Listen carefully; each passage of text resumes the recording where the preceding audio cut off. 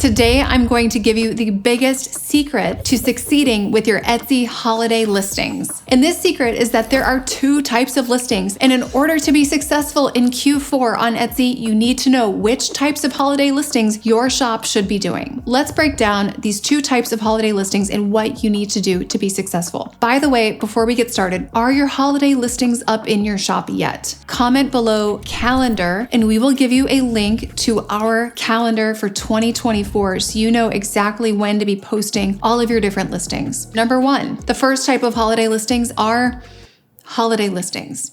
Okay, that was very anticlimactic, right? Number two, the second type of listings are evergreen listings that sell more during the holidays. So I'm gonna break down both of these types of listings and I'm gonna show you which type of listings you should focus on in your shop. The last 3 months of the year, October, November, December, that is the fourth quarter. And that is when Etsy is spending a ton of money to drive traffic. They're spending that money, you are not. So you are benefiting from all that traffic Etsy's gonna bring in. So the first type is holiday listings. And these are the traditional listings that are focused around those specific holidays. So this is the classic, pumpkin t-shirt, the matching family Christmas pajamas. I rarely recommend that anyone prioritize holiday listings, but especially if your shop has less than 100 sales in it, then I recommend to stop creating any holiday themed listings right now. The reason for this, you might think, what? Everyone else is telling me that, the best thing to sell in Q4 is this pumpkin sweatshirt. Okay.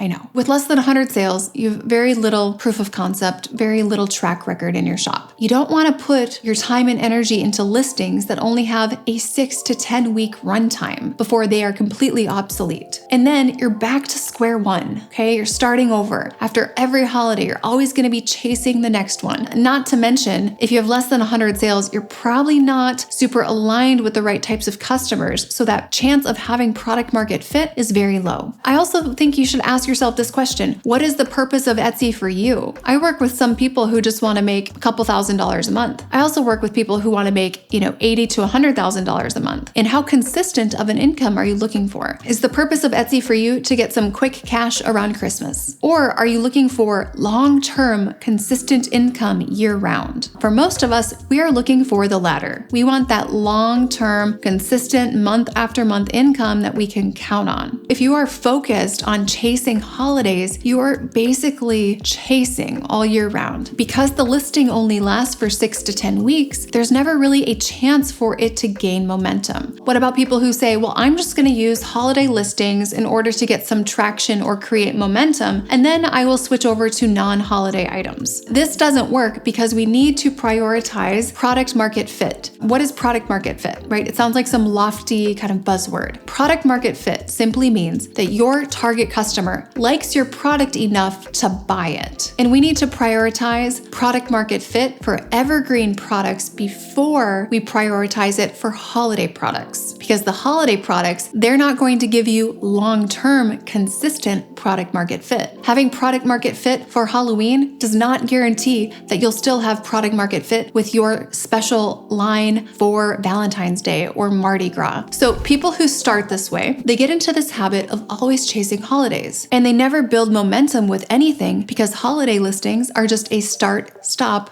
type of a listing. This will also crush your conversion rate if you focus on holiday listings because nothing is going to get consistent sales built up over a full year. No more chasing, only building. And holiday listings, they don't lend themselves to building. And can I just say that going to Etsy and typing in Thanksgiving sweatshirt and then copying the bestseller listings, that is not a business strategy. What is going to make someone purchase from your shop when they could just purchase from the bestseller shop? When your shop has maybe a cheaper looking kind of knockoff copy and you have no track record or social proof that you are a good shop to buy from. Let's all agree that we can stop wasting our time doing that. So who are themed holiday listings for? Who would we recommend do those? If you are a very established shop and you are already in what I call the marathon phase of your business, you have been hitting your income goals consistently, 4, 5, 10 months in a row, and you are simply pulling levers at this point. You have the bandwidth to test new designs and to be innovative effective, and it is because your core listings, your core products are so consistent for you and so reliable, then consider sprinkling in some holiday. But it's much more of an experiment to do that versus trying to build the solid foundation of your business on listings that have a short lifespan. I will say you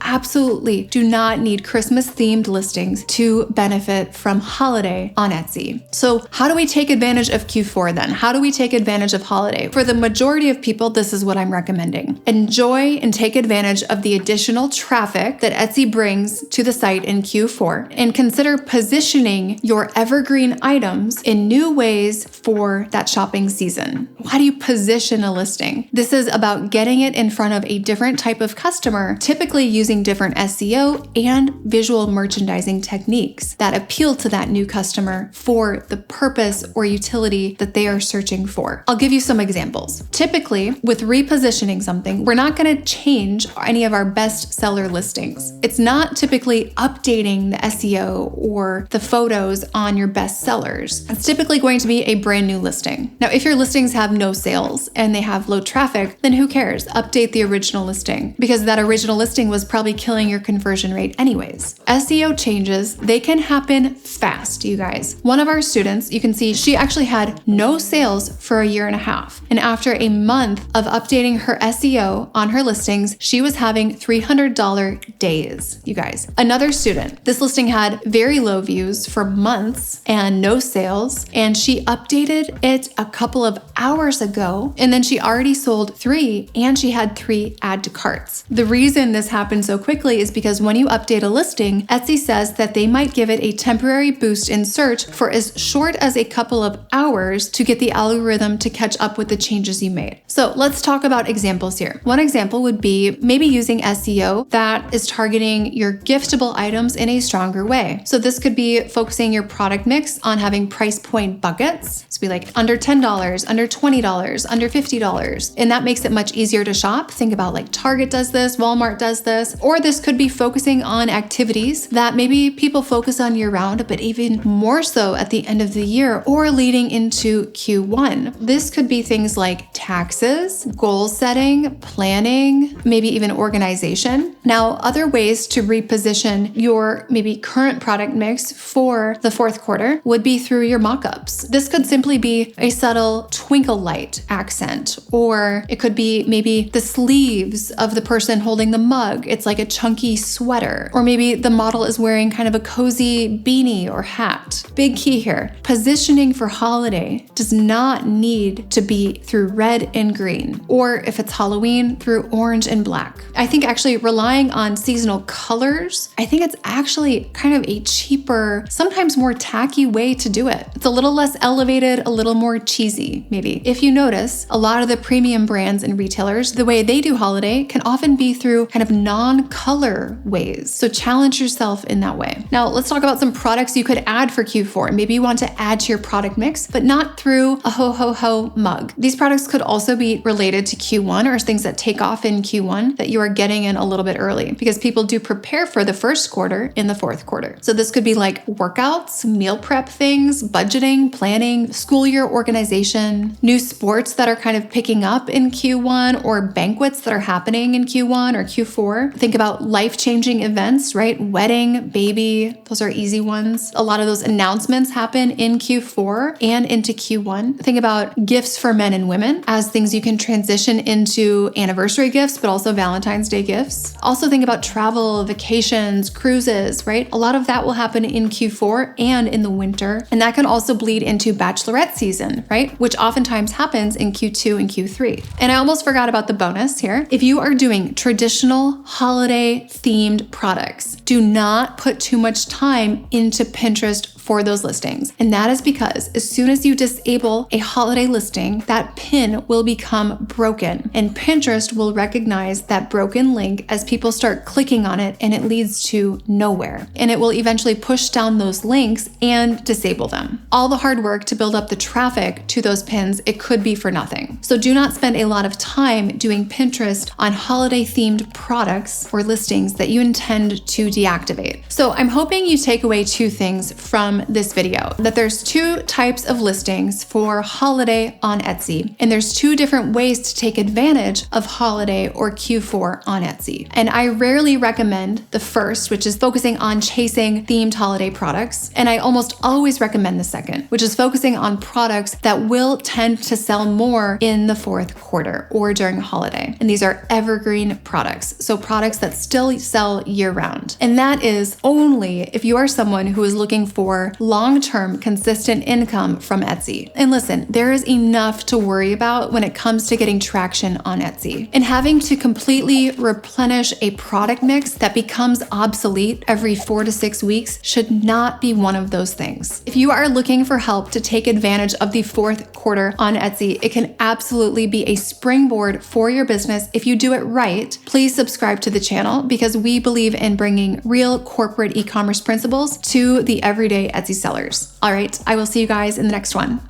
The month before I started the program, I made $696. The first month after joining the coaching program, I made $4,149, and that came from 133 orders in my Etsy shop.